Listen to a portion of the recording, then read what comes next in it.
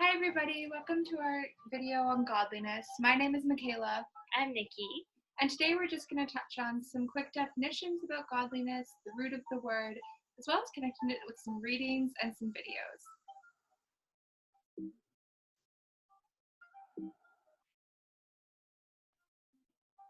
So here's a quick outline for our presentation. First, we're going to do a recap and connection to perseverance, another part of the Peter process.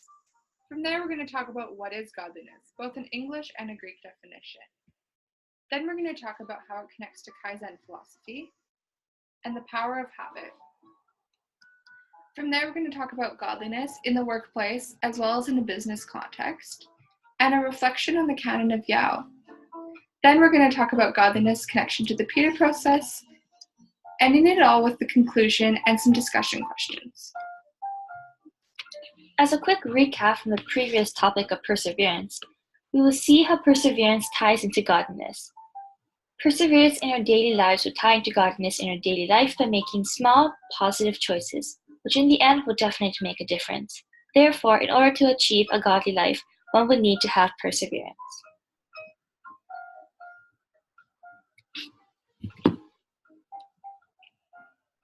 So take a moment to think. Grab a pen and paper and think of someone in your life who you would consider to be a godly person and what makes them godly. Feel free to pause the video and write down some words that you think describes them as a godly person. Is it their actions, their words, or perhaps do they serve those around them?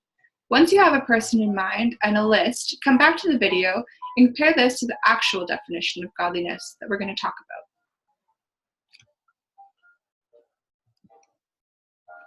So what is godliness?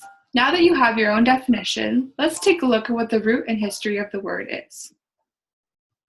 Godliness defined in English is an adjective, meaning conforming to the laws and wishes of God, being devout or pious. Or it also means coming from God, meaning divine. Godliness defined in Greek means eusebeia, combining the words of nouns, meaning you, well, and sebomai, which is to be devout, meaning piety with a Godward attitude that does which is well-pleasing to him. This is used in 2 Peter 3:11, stating, "Since everything will be destroyed in this way, what kind of people ought you to be? You ought to live holy and godly lives." Thus, there are two parts to godliness. First, there's the Godward attitude of reverence and respect, and second, there is also the doing of what is pleasing to God as the duty that we owe to him. In order to have a full understanding of the word, we should also look at what the definition is of ungodliness. Therefore, ungodliness in Greek is eisebeia, another adjective meaning general impiety, used in Titus 2:12, where it states, "It teaches us to say no to ungodliness and worldly passions, and to live self-controlled, upright, and godly lives in this present age." It also means of lust or desires after evil things, where it's used in Jude 1:18, where it says, "They said to you, in the last times there will be scoffers, who will follow their ungodly desires." Now that you know what the definition of godliness is, look at what you had written down previously. Does this change your perspective at all? Not only does godliness mean that you need to be godly, but it also translates to the fact that you need to continuously be godly. You need to keep consistent and consistently practice as taught by the Kaizen philosophy. Kaizen is a direct definition of continuous improvement. Taken from the lean manufacturing business principle, continuous improvement in a business is needed in order to compete in a highly competitive environment. This can be applied in everyday life as well. We should be able to integrate business management principles with our journey to living a godly lifestyle. This principle will assist us in being able to live a godly life by continuously practicing and pursuing a godly lifestyle. We should practice the Kaizen mindset with our relationship with God. Now, we are going to watch a quick video about what the Kaizen philosophy really is.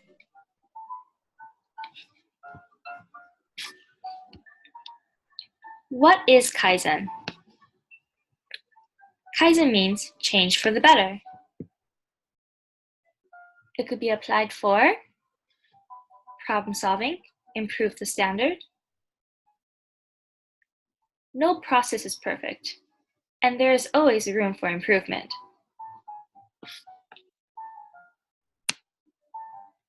You can do Kaizen by following these 6 steps. Identify an opportunity.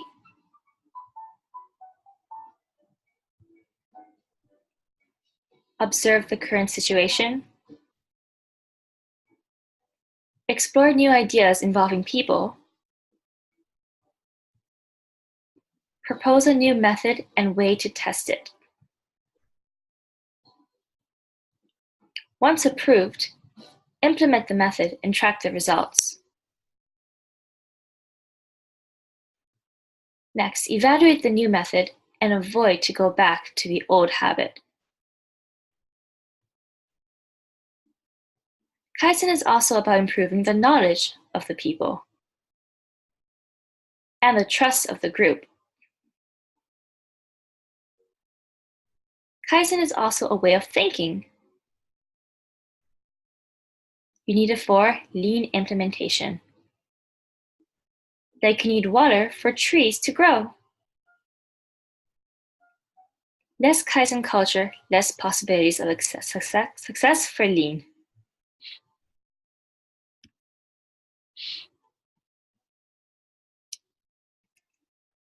Now that the definition of Kaizen is clear, meet another Kaizen. Kaizen the hamster. In the book, The Power of Habit, a rat was used to explain how good and bad habits can be developed.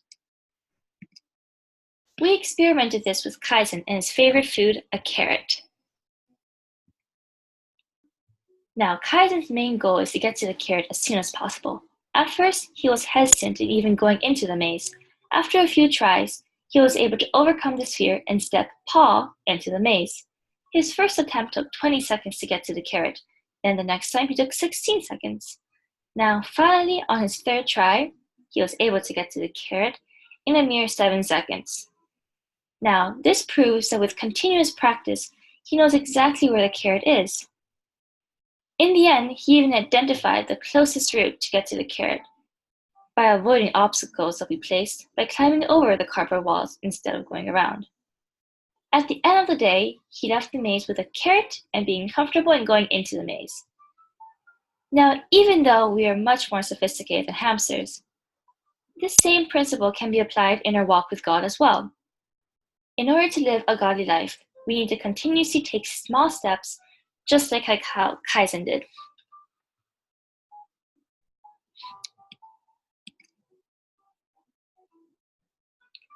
Similar to how good habits can be developed, bad habits are developed as well. But fear no more, because there are ways to changing the habit. Establishing a habit consists of a cue, routine, and a reward. By simply identifying the cue and the reward, we will be able to change the routine. For example, if you wanted Kaizen to stop taking the same route to the carrot, we will set another route to be the routine, and still provide him with a cue of the fence coming up and the reward of the carrot. Not only should godliness be applied in our lives, but it should also be applied in the workplace as well. The article of the importance of trust within an organization asks if we should be looking at, can we do this or should we do this? A KPMG study found that in 2013, 75% of those surveyed recognized a type of misconduct within the organization. Even though things may be legal, it is not necessarily ethical. Therefore, in order to be godly, when such misconduct is identified, we must correct the misconduct and train ourselves or others to not do that again. Not only must we train ourselves and others that we should not conduct any form of misconduct, but we should have trust in our colleagues, coworkers, employers, and employees. As explained as both upward and downward trust, employees and employers must trust each other, and at the same time, the leaders must be the ones who initiate the behavior that they want to be seen from their employees.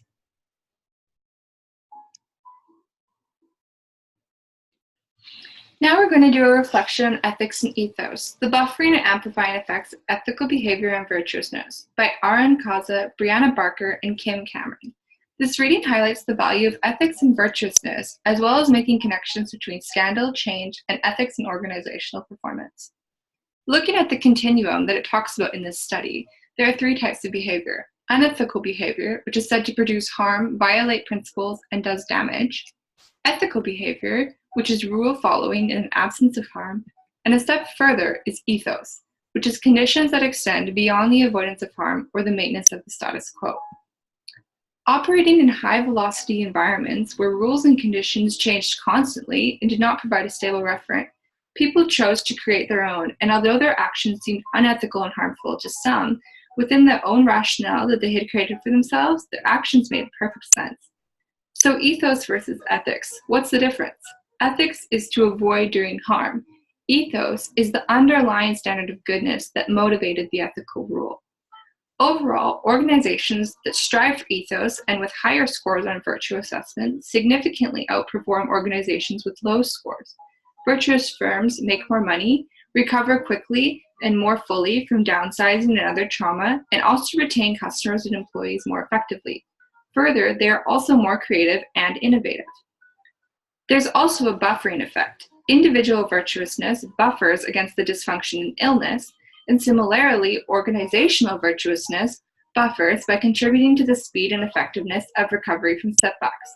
This connects to the Peter process. As it states, possess these qualities in increasing measures, and they will keep you from being ineffective and unproductive in your knowledge of our Lord Jesus Christ.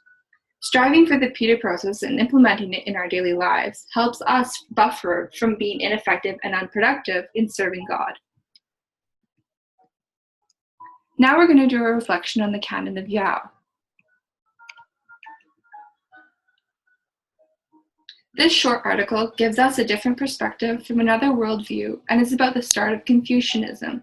It's believed to be about empires before societal dynasties.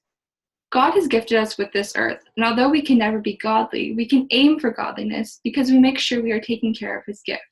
In the case of Yao, he gave the right to look after the land to the right person rather than succumbing to social norms. In this sense, he is choosing who God chooses rather than who people choose.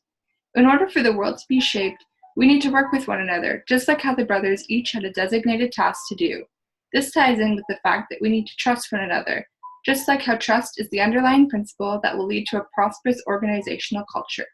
We also need to enforce rules on ourselves and others to do a periodic ethical test and to encourage the ethical actions.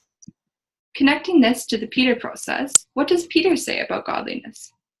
His divine power has given us everything we need for a godly life through our knowledge of him who called us by his own glory and goodness. Through these, he has given us his very great and precious promises, so that through them you may participate in the divine nature, having escaped the corruption in the world caused by evil desires.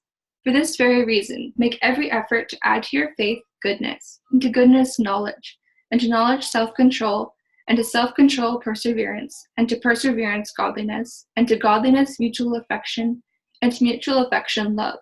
For if you possess these qualities in increasing measure, they will keep you from being ineffective and unproductive in your knowledge of our Lord Jesus Christ. 2 Peter 1:3-8. Gary states in his book that the basic purpose of our creation is to represent God in some unique way. Godliness is considered to be more than another link in the process, but it's a milestone in our development. Overall, godliness is total character development. It's purposely sandwiched between perseverance and mutual affection, as it requires vast amounts of perseverance to pursue godliness throughout our lives. And godliness has great effect on how we as Christians and non-Christians can pursue mutual affection through community and discipleship.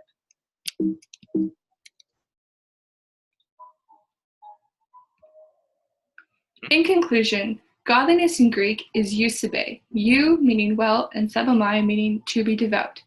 Looking at this, we've reflected on the power of habit, and looking at our hamster, routine creates habits. Managers should guide and create culture, ultimately striving towards ethos, which leads to improved performance, and godliness refers to total character development, continuously improving and working to create powerful habits that improve our godly lives.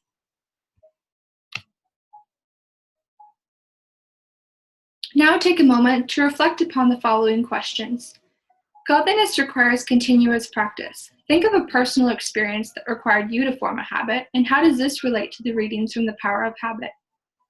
What are some ethics that were discussed in the value of organizational virtue? Do these ethics align with a Christian worldview? Can you think of a person that acted ethically but is or was not necessarily godly? Does being ethical mean that you are a godly person? Spend some time to think about each of these questions and then come play our Jeopardy game to test your understanding. Thanks for watching!